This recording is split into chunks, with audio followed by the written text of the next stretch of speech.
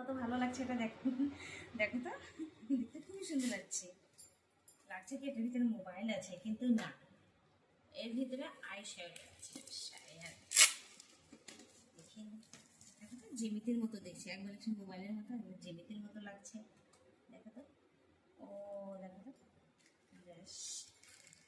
আমি এটা কখনো ইউজ করিনি, কেমন হয় আমি জানি না। অর্ডার করেছি, এসছে, এখন দেখি জিনিসটা কেমন হয়। এটা যখন ইউজ করবো তখন জানতে পারবো।